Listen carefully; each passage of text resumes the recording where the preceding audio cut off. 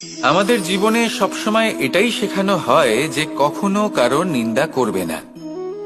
কিন্তু আজকের দিনে সত্য হলো এটাই যে প্রত্যেক ব্যক্তি কোনো না কোনো সময় কোনো না কোনো মানুষের নিন্দা করেই থাকেন। এবার আপনি কারোর নিন্দা করলে সবসময় এর অর্থ এটা নয় যে আপনার মন মলিন।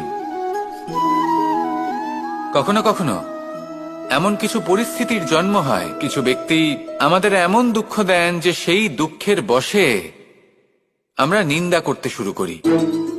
এবার নিন্দার বিষয়ে এমন এক সত্য আছে যেটা জানা প্রয়োজনীয়, যেটা আমি আপনাকে একটা উদাহরণ দিয়ে বোঝাবো। আপনি কখনো একটা চিত্র অঙ্কন করতে চেষ্টা করবেন, যতক্ষণ না সেই রং আমাদের হাতে লেগে যাচ্ছে ততক্ষণ আমাদের সেই চিত্র পূর্ণই হয় না। এবার এটাই হয় নিন্দার ক্ষেত্রেও। কেউ আপনাকে যতই দুঃখ দিক না কেন, যদি আপনি কারোর নিন্দা করেন তাহলে কোথাও না কোথাও সেই নেতিবাচক শক্তি অবশ্যই আপনার মধ্যে প্রবেশ করবে। তাহলে সেক্ষেত্রে কি করা যায়? কিভাবে অন্যের নিন্দা করা থেকে নিজেকে বিরত রাখা সম্ভব? একটাই পথ আছে, একটাই বিকল্প আছে, নিজের বিকাশ।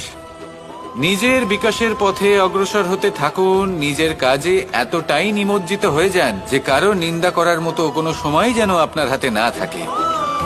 তাতে আপনার মনও